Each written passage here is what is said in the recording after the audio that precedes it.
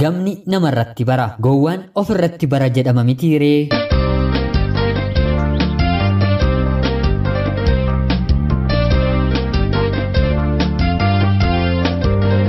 Yeroodhaaf maqaan koo icciitii isiniif haa ta'u. Kanan dhaladhee guddadhes godina Shawaa Bahaa aanaa Ada'aa keessatti yeroo ta'u, yeroo ammaa kana immoo biyya Beeruut keessa jiraachaan jira. Maatiin koos umriin koo akkuma gaheen gara mana barumsaatti na erganii, anis qorumsa garaagaraa hedduu keessa darbeen barumsa koo sadarkaa tokkoffaa maatii koo bira taa'een ergan baradhee booddee barumsa koo sadarkaa lammaffaa hordofuuf gara magaalaa Bishooftuutti ni male.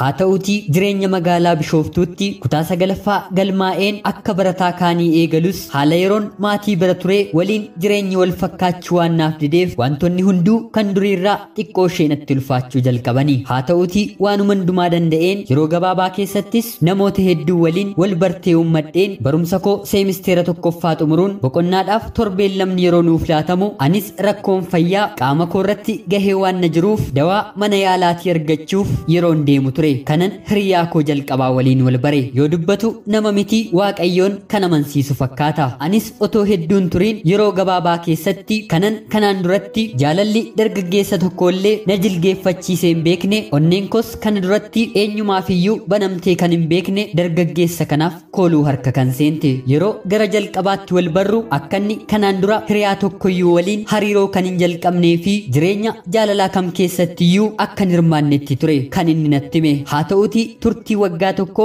jaalala mi'aawaa erga waliin dabarsinee booda namoonni isa duukaana argan anaatiif yaadanii akkamitti nama haadha manaa qabuu fi daa'ima qabu waliin hariiroo akkanaa uummatta jechuun yaadanaaf dhiyeessanii.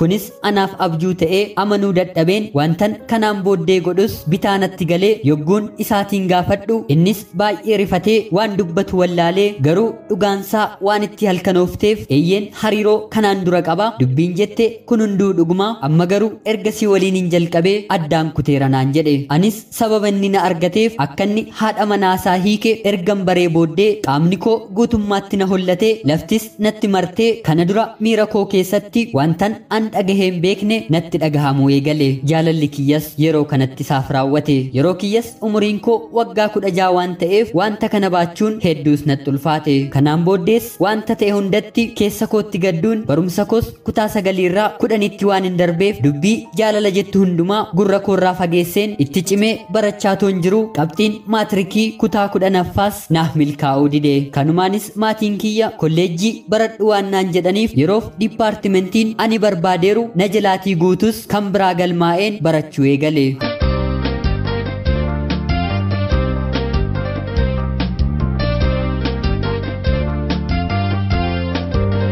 Haaluma kanaan barumsa koos kolleejjii keessatti galmaa'een otoon barachaa jiru guyyaa tokko maatii koo bira deemeen nyaatan bilcheeffadhuu fi wantoota garaagaraa qopheeffadheen gara magaalaa Bishooftuutti imaluuf konkolaataa eeggachaa toon jiru konkolaataan fe'iisaa tokko dargaggoonni hedduun irraatii sirbanii bakka hin jirutti naaf dhaabe. Anis meeshaa kiyya firadheen gara magaalaa Bishooftuutti imala koo yeroon jalqabu dargaggoota jiran keessaa Darajjee kan jedhamu na waliin haasa'uu jalqabee dhumarratti bilbila koo akka laadhuu fi na gaafatus yeroof bilbila hin qabu jedhee isatti himadhus kansaa lakkoofsa isaanaaf barreessee bilbila isaanaaf kenne. Gara magaalaattis nagumaan geenyee erga konkolaataa sanarraa bu'een gara mana kootti galuunis ji'oota hedduu ergan dabarsee booda yogguu qofummaan natti dhagahamuutiif jedhu bilbila Darajjee irratti bilbiluun eenyummaa koo fi bakka itti wal barree yaadachiise. Kanumaanis innis guyyaa kanaa booddee ganamaa fi galgala bilbila koo irratti iyyisiisuun turtii yeroo muraasa booddees gaaffii jaalalaanaaf dhiyeesse. Darajjeen yeroo kanatti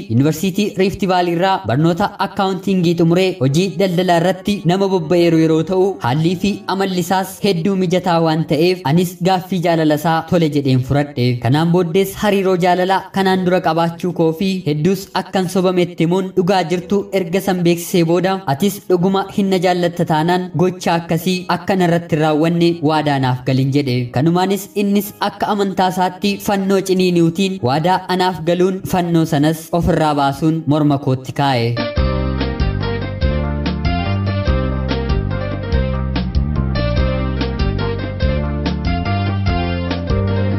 Anis baay'ee gammadeen baay'ee amaneen jaalala daangaa hin qabne keessa seennee wantoota hedduus waliin dabarsuudhaan wal dhandhamaa turre. Haa ta'uutii ergan maalummaa onnee koo guutummaatti itti of isa kennee booda innis natti jijjiiramuun bilbila isaa cufee bakka buutee isaa na dhoksuun nama biraa natti ta'e. Anis keessa onnee kootii baay'ee isa jaalladhus haa ta'uutii barbaadees isa argachuu waan hin dandeenyeef madaa koo isa kaleessaa irratti fanxoo natti ta'e. Guyyaa tokkos bilbila hiriyaa isaa irratti bilbiluun na qunnamsiisi jedheen akkuma san gaafadheen innis tole naan jechuun achumaan naaf bilbiluu didee bilbila isaas cufate. Akka inni narraa fagaachuu barbaade ergan baree booddee sababii inni narraa fagaateef gaafachuuf barbaadus tasuma karaa san qunnamuun dhabe. Kanumaanis biyya keessa waggaa 4 guutuu otoo ija isaan argiin ergan turee booddee biyya hambaatti ergan deemee turtii waggaa tokkoo booda karaa toora feesbuukii barbaadee isa arguun eenyummaa koo isa dhoksee haasofsiisuuf yogguu yaalu innis sababa narraa fagaatee fi gochaa isaattis akka gaabbee erga natti mee dhiifama na gaafatee booda anis waggaa kana mara nama tokko waliinuu hariiroo waan hin jalqabneef ammas baay'ee waan isan jaalladhuuf dhiifaman godheefi anaaf jaalalli isaa kaleessaa har'as akkuma duraatti jira. Haa ta'uutii waan isan shakkuuf ji'a dheeraan booda namatti ergee isa qorsiisuuf yeroo yaalu haa ta'uutii akkanan jaallannin bare. Homaa dargaggeessi hedduun gaaffii jaalalaanaaf dhiyeessus anis yeroof haaloo irratti bahuuf tole isaaniif jedhus homaa darajjeetiin ala keessi kiyya nam tokkoyyuu jaallachuu hin dandeenye. Kunoo guyyaa har'aas erga isa waliin gargar baanee waggaa 6 ji'a 5 lakkoofsisneerra. Har'as isuman jaalladha. Yaalammii koo ana obboleettii keessan rakkoo keessaa na baasa. Beeruutirraa nagaat galatooma.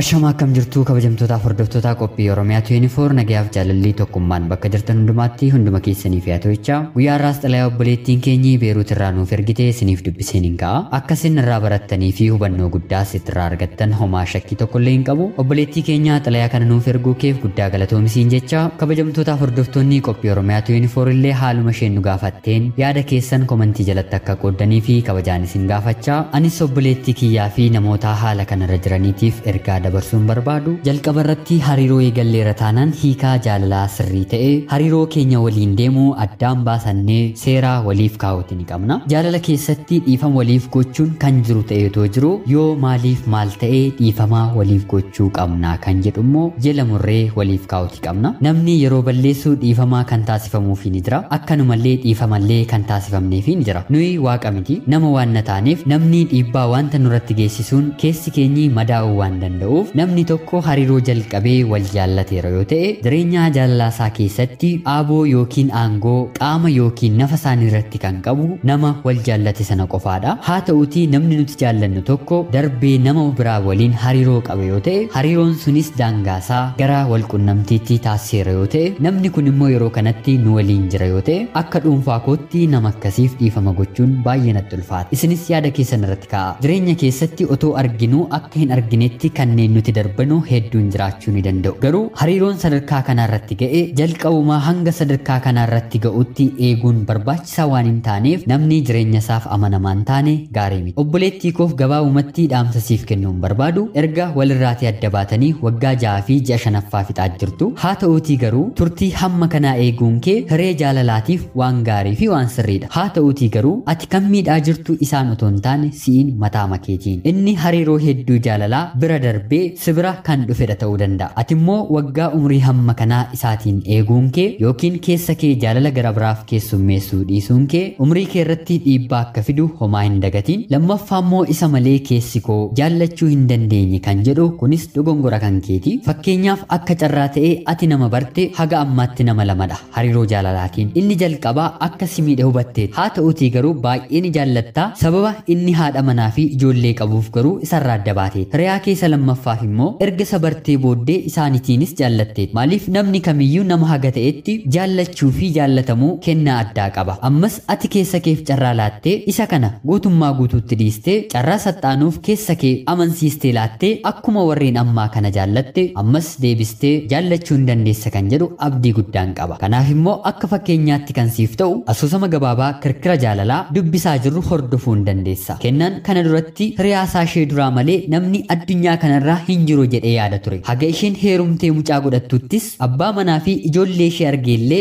abdii kutachuuf hin dandeenye. Haa ta'uutii garuu hiriyaasaa lammaffaa Leensaan harka isaa micciirtee harka ishee keessa erga galfattee booddee akka Leensaa namni kennaaf addunyaa kanarratti jiru argamuu hin dandeenye. Jireenya dheebuutiin hiriyaasaa duraa barbaacha dabarsettis baay'eetti gaabse. Seenaan kun sii fi obboloota koo gara biraatiifillee barnoota guddaa waan na ta'uuf isa hordofii kan jedhu dhaamsa siif hin qaba. Egaan kabajamtootaaf hordoftoota qophii Oromiyaa 24 qophiin guyyaa har'aaf isiniif qabadheen dhiyaadhe kana fakkaatti. Isinis yaada qabdan obboleettii keenyaaf komentii jalatti qoodaa jecha namoonni chaanalii keenyaaf haaraa taatanillee anaa dhufuu kun Oromiyaa 24 guyyaa guyyaatiin xalayaa jaalalaa fi seenaa jireenyaa akkanumallee asoosamoota gaggabaaboo nama barsiisuu bashannansiisuu danda'an isiniif qabattee waan dhiyaattuuf subscribe gochuun maatii keenya taatanii xalayaa jaalalaa yookiin asoosama akkanumallee seenaa jireenyaa yoo qabaattan karaa lakkoofsa bilbilaa keenyaa diskiripshinii jalatti argamuun karaa teelegiraamii nuuf ergitanii akka irratti hirmaattan kabajaan isin gaafachaa laayikii fi sheer gochuun nu deeggaruu keessan hin dagatina. Hanga yoonaatti waan na dhaggeeffachaa turtaniifillee guddaa galatoomaa. Qopheessuuf qindeessuun kan isin waliin hin ture Gammachiis Tashoomeen jedhama. Qophii gara biraatiin hanga walitti deebinutti Rabbi addunyaa kanaaf araara isaa buusu jecha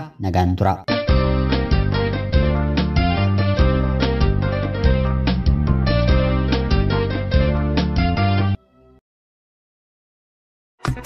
Warri kun! Hey! Warri kun! Warraan!